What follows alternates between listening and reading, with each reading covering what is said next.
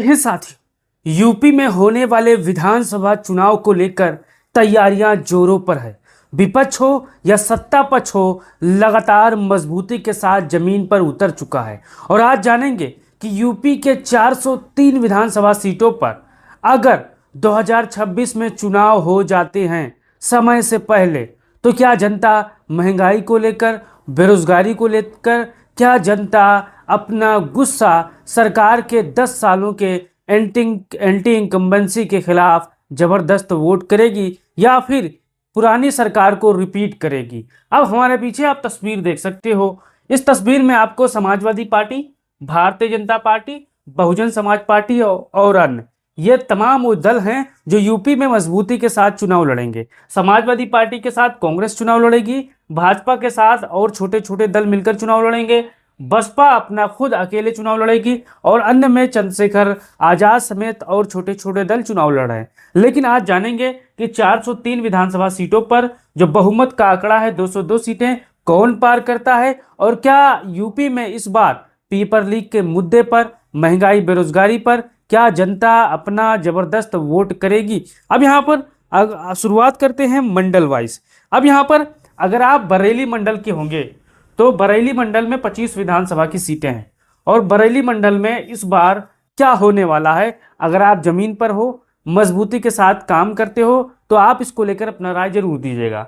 अब opinion poll सर्वे कहता है कि 25 सीटों में से 14 विधानसभा की सीटें सपा कांग्रेस के खाते में जाने का यहाँ पर अनुमान है, जबकि वहीं पर भाजपा प्लस को 10 सीटें जाने का अनुमान है। बसपा के खाते में बरेली की 1 सीट जाने का अनुमान है, अन्य का कोई खाता नहीं खुल रहा है। तो अगर आप बरेली मंडल के किसी भी विधानसभा सीट से होंगे, क्योंकि एक मंडल में 3 से 4 या 5 जिले जुड़े होते हैं, छोटे बड़े मिलाकर साथियों, तो आप यहाँ पर हमारे जितने भी साथी होंगे आप इसको लेकर अपना कीमती राय जरूर दीजिएगा और बताइएगा कि बरेली में क्या बदलाव होगा, क्या बरेली में जो वर्तमान विधायक हैं क्या उनके खिलाफ जनता का गुस्सा है या नहीं है, या फिर उन्हीं को जिताने वाली है। आप कैसे देखते हो अपना बताइएगा।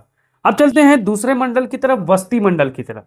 बस्ती मंडल में कुल मिलाकर 13 विधानसभा की सीटें हैं और 13 में से 7 विधानसभा की सीटें सपा कांग्रेस के खाते में जाने का अनुमान है, जबकि बीजेपी के खाते में 5 सीटें जाने का अनुमान है, बसपा के खाते में 1, अन्य का कोई खाता नहीं खुल रहा है।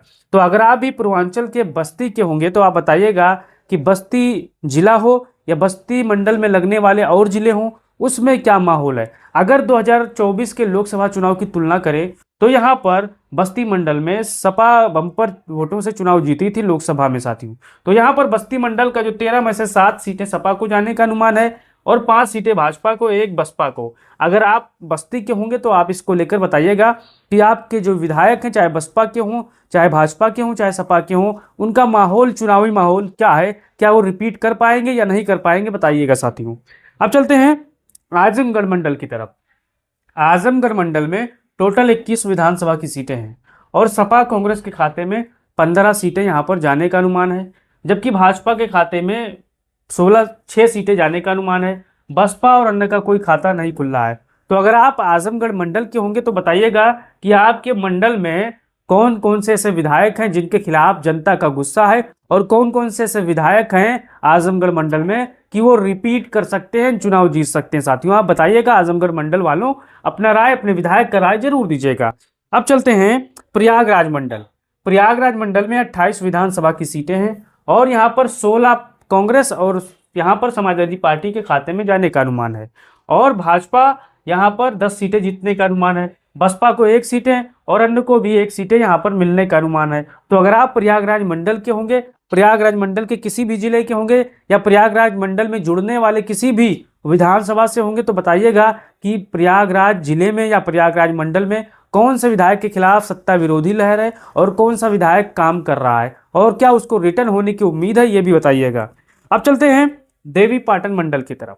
20 विधानसभा की सीटें हैं और देवीपाटन मंडल में 20 में से 12 सीटें सपा प्लस कांग्रेस के खाते में जाने का अनुमान है, जबकि भाजपा को 8 सीटें मिलने का अनुमान है, बसपा और अन्य का कोई खाता नहीं खुल रहा है। तो अगर आप देवीपाटन मंडल के होंगे तो आप बताइएगा कि आपके जिले में, आपके मंडल में, आपके विधानसभा सीट में कौन कौन से ऐसे विधायक हैं जिनको जनता नापसंद कर रही है। अगर उनको टिकट मिला तो सरकार गिर सकती है, नई सरकार बन सकती है, आप इसको लेकर बताइएगा साथियों। और कौन मजबूत दावेदार है इस मंडल में चुनाव लड़ने के लिए। अब चलते हैं झांसी मंडल की तरफ। झांसी मंडल में 9 विधानसभा की सीटें हैं और 9 में से 5 सीटें यहाँ पर सपा कांग्रेस को जा रही हैं, जबकि 4 सीटें भाजपा को, बसपा और अन्य का कोई खाता नहीं खुल रहा है। तो आप भी इस मंडल के होंगे तो अपना कीमती राय जरूर दीजिएगा। अब यहाँ पर देखिए मेरठ मंडल की बात करें। मेरठ मंडल 28 विधानसभा की सीटें हैं और 28 में से 15 सीटें सपा प्लस कांग्रेस को जाने का अनुमान है, जबकि भाजपा को 12, बसपा को 1, अन्य का कोई खाता नहीं खुल रहा है। अगर लोकसभा वाइज हम नजर डालें तो मेरठ मंडल में भाजपा बनाम सपा हुआ था। समाजवादी पार्टी के जो लोकसभा उम्मीदवार थे मेरठ हापुड़ के, वो बहुत ही कम मार्जिन से अरुण गोविल से चुनाव जीते थे, आप सभी को पता है। लेकिन यहाँ पर लड़ाई भाजपा बनाम समाजवादी पार्टी होने वाली है। अब बताइएगा मेरठ मंडल में कौन आगे होने वाला है, इसको लेकर अपना बताइएगा। अब चलते हैं आगरा मंडल की तरफ। आगरा मंडल में 23 विधानसभा की सीटें हैं और 23 में से 13 समाजवादी पार्टी प्लस कांग्रेस गठबंधन जीत रही है, जबकि भाजपा के खाते में 8 सीटें जाने का अनुमान है। बसपा को 2 सीटें, अन्य का यहाँ पर खाता नहीं खुल रहा है। एक जमाना था कि आगरा मंडल बहुजन समाज पार्टी का गढ़ हुआ करता था। अब क्या वजह है कि आगरा का तख्त ताज बहुजन समाज पार्टी से छीनकर समाजवादी पार्टी और भारतीय जनता पार्टी में बट गया है। बताइएगा साथियों कि बहुजन समाज पार्टी की वो क्या नाकामियां हैं कि अब वो एकदम जमीन पर जा चुकी है। बताइएगा, क्योंकि आप कबीरदास का एक दोहा है, निंदन नेरे राखिए आंगन कुटी छवाए, यानी निंदा करने वालों को आंगन में रखना चाहिए। लेकिन बहुजन समाज पार्टी की एक कमजोरी है कि अगर कोई निंदा करता है, जो पार्टी की गलती बताता है, तो पार्टी से उसको बाहर कर दिया जाता है। तो आप इसको लेकर अपना राय दीजिएगा, अगर आप हमारी बात से सहमत हैं तो या नहीं।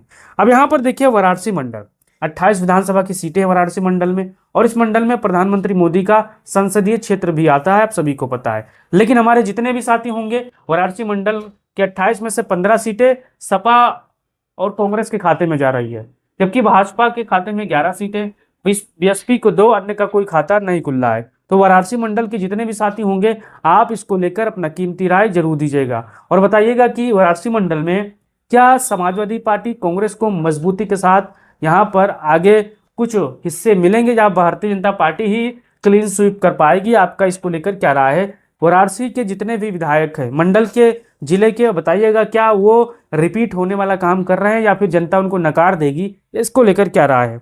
अब चलते हैं मिर्जापुर मंडल की तरफ।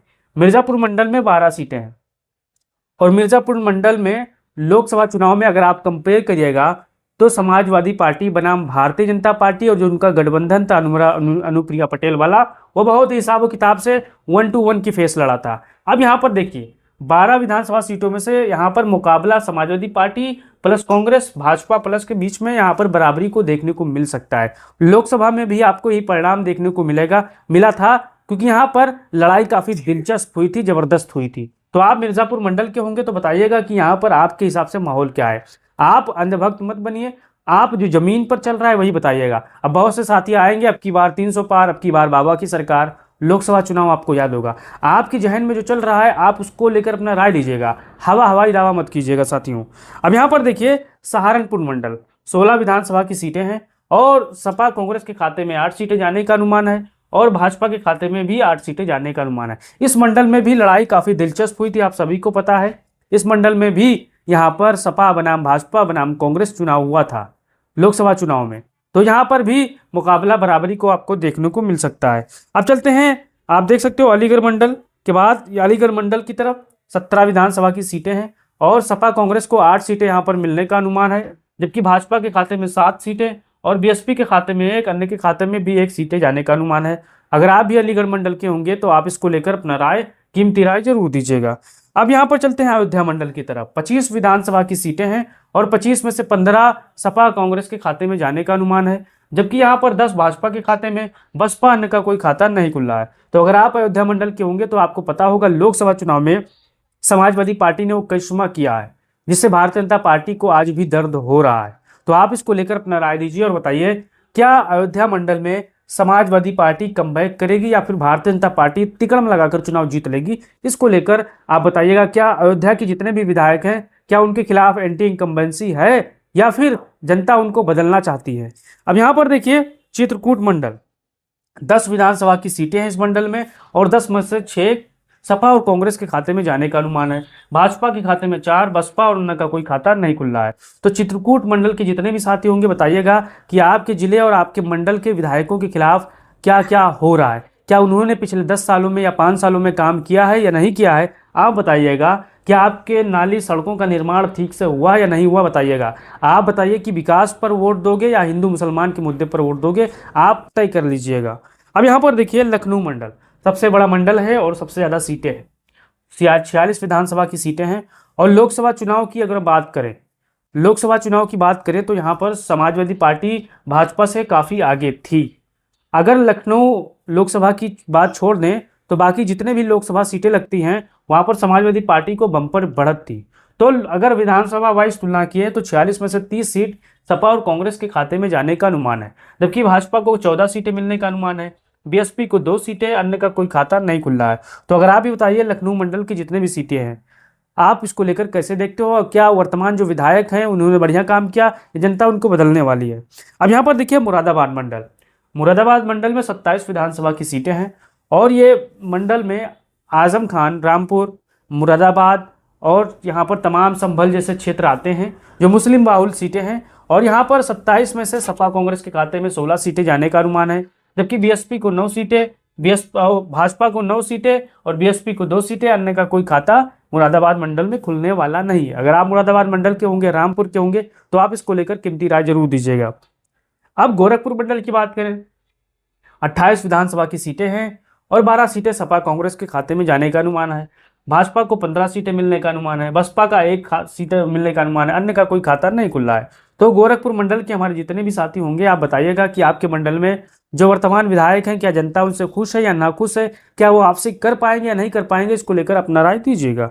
अब यहाँ पर देखिए कानपुर मंडल, 27 विधानसभा की सीटें हैं और 27 में से 14 सीटें सपा कांग्रेस को जाने का अनुमान है, जबकि 12 सीटें भाजपा को खाते में जाने का अनुमान है, बसपा के खाते में 1, अन्य का कोई खाता नहीं खुल रहा है। तो कानपुर के मंडल के भी जितने भी साथी होंगे बताइएगा कि आपके विधायकों का क्या काम हुआ है, क्या बदलेगी जनता या फिर वही रिटर्न होंगे। अब यहाँ पर आगे देख सकते हो कुल मिलाकर 403 विधानसभा सीटें और बहुमत 202 है।